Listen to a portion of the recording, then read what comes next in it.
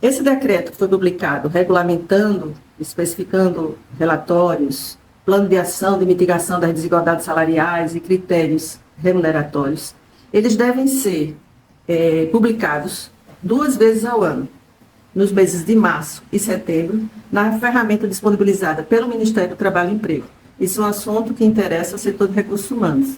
Essa aí já é a forma em que a empresa, através dos seus recursos humanos, presta informações do cumprimento dessa lei ao Ministério do Trabalho. Ela servirá para comparar salários, remunerações e a proporção de ocupação dos cargos da empresa. De acordo com o decreto, deve trazer esse relatório informações do cargo ou ocupação com as respectivas atribuições e os valores do salário contratual. E ainda 13º salário, gratificações, comissões, horas extras adicionais, como adicional noturno, insalubridade, terço de férias, aviso prévio, trabalhado, descanso semanal remunerado, gorjetas e as demais parcelas que possuem compor a remuneração do trabalhador.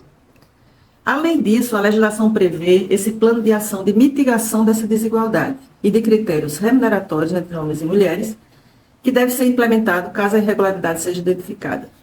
Então, ela deve conter, caso existam identificação de irregularidades, como é que a empresa deve corrigi-las?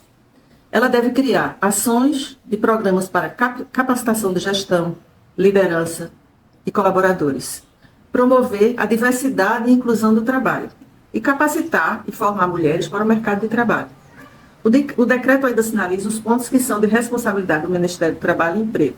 Então, portanto, quais são as responsabilidades do Ministério do Trabalho? Disponibilização de ferramentas para o relatório, isso dirigido ao setor de recursos humanos da empresa. A notificação da empresa quando identificada a irregularidade. A disponibilização de um canal de denúncias específico. Então, essas duas normativas têm pontuado um importante movimento de transformação no cenário corporativo. O canal de denúncias se torna uma forma de prevenção importante. Novamente aqui, vale ressaltar a importância do papel do sindicato nesse elo entre a irregularidade, que é preciso dar conhecimento pelo trabalhador ao sindicato, ou também dirigir-se diretamente ao Ministério do Trabalho, mas o sindicato tem um papel super importante em defesa dos interesses do trabalhador. Então, ele pode receber a denúncia e encaminhá-la ao Ministério do Trabalho. A Lei 14.457, de 2022, ela foi sancionada em setembro e inaugurou o chamado Programa Emprega Mais Mulheres. Fixa como normas a implementação da obrigatoriedade do canal de denúncias e a realização de treinamento anti-assédio para todas as empresas na comissão da CIPA.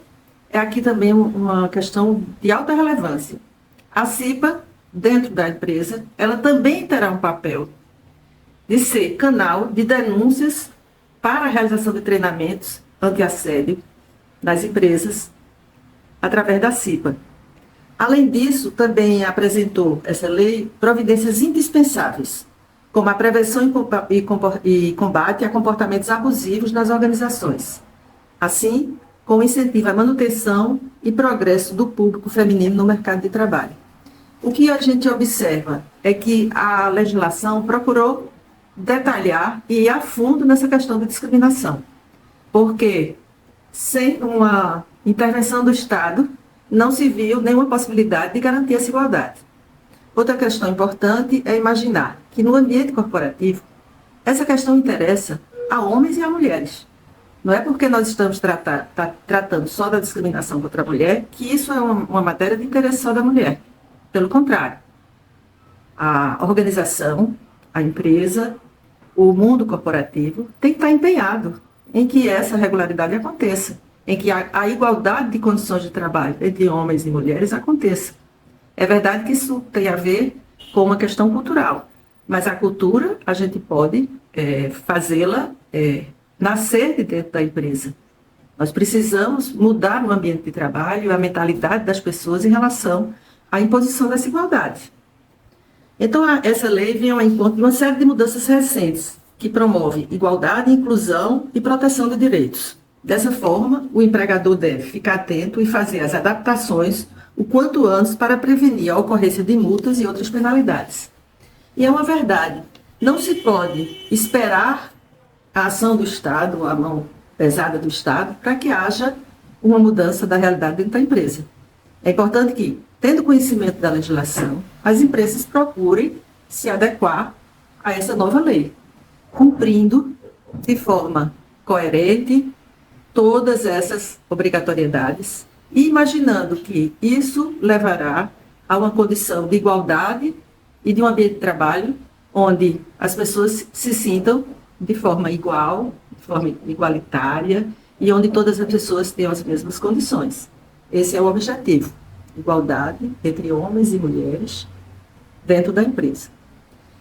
A proibição da diferença dos salários já estava previsto, como eu também já fiz referência, na consolidação das leis de trabalho desde 1934.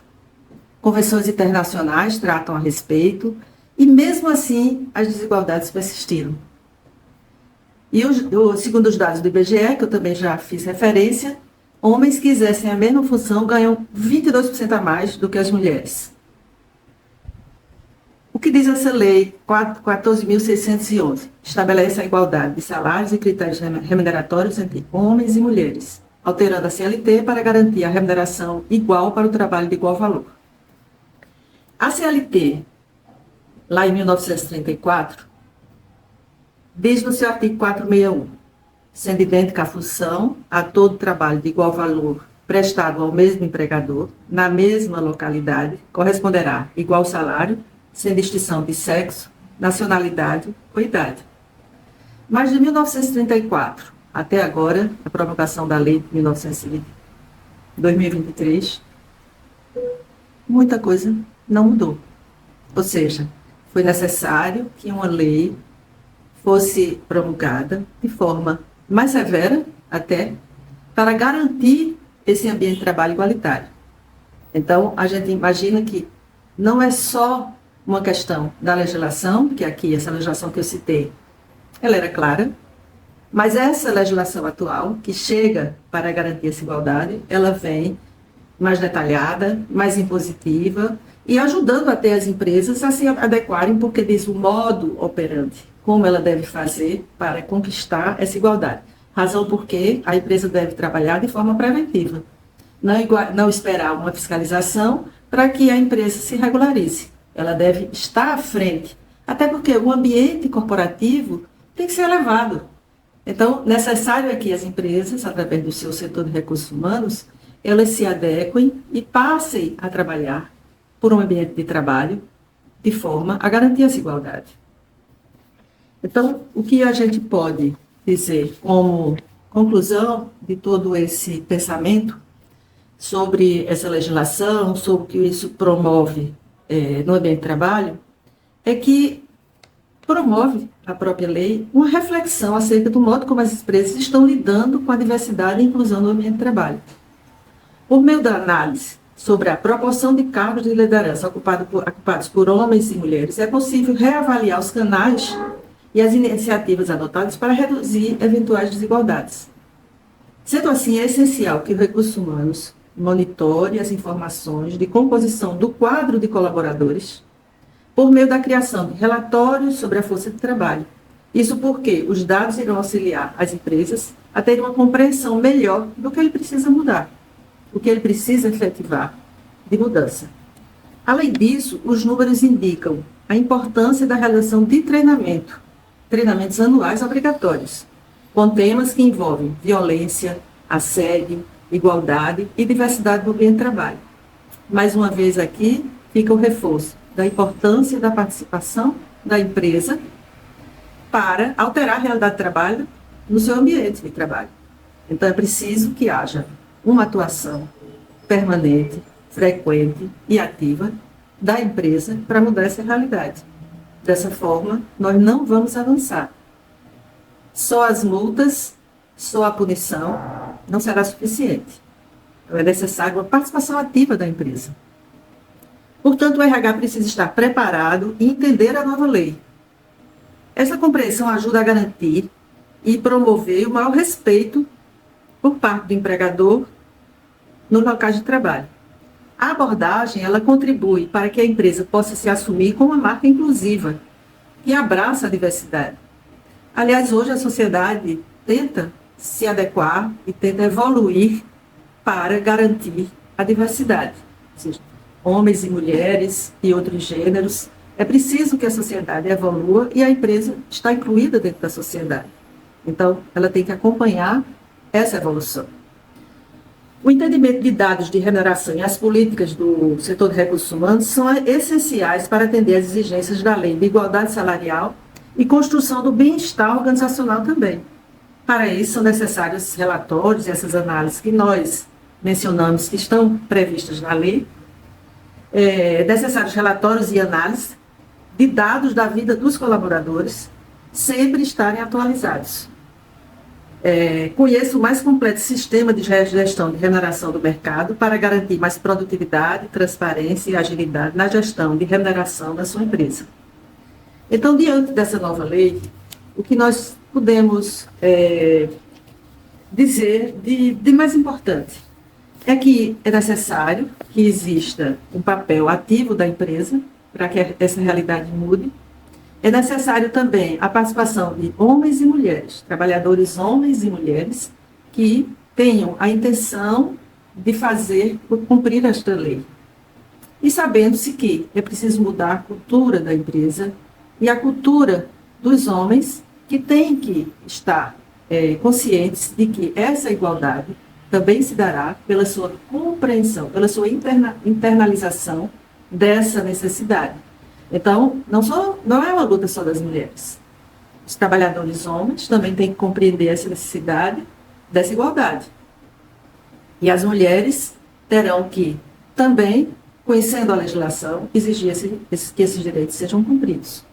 Eu espero que esses dados que nós conversamos agora, esse tema tão importante da igualdade salarial entre homens e mulheres, possam acontecer em tempo mais breve, para que a empresa tenha essa igualdade e o ambiente de trabalho seja mais adequado para essa nova realidade, que nós já esperamos já faz bastante tempo, né? Nós lutamos para que a igualdade de direitos entre homens e mulheres aconteça. Nesse aspecto, nós estamos tratando no ambiente de trabalho, mas é evidente que essa igualdade dentro da sociedade, em vários outros aspectos, também estão sendo tratados, como a violência doméstica e tantas outras que dizem respeito a essas disparidades que nós vemos no dia a dia das nossas vidas.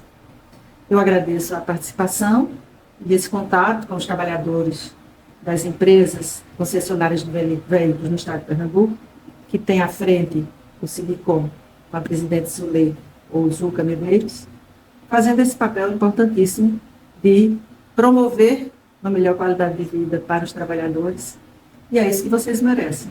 Então, vocês têm uma representação legal, que é o seu sindicato, e para isso vocês precisam ter esse contato permanente com o sindicato, valorizando esse papel que o sindicato tem, e sabendo que existe uma lei que os regulamenta, que os protege, e busca sempre dessa solução, de resolução desses conflitos, se possível, de forma preventiva.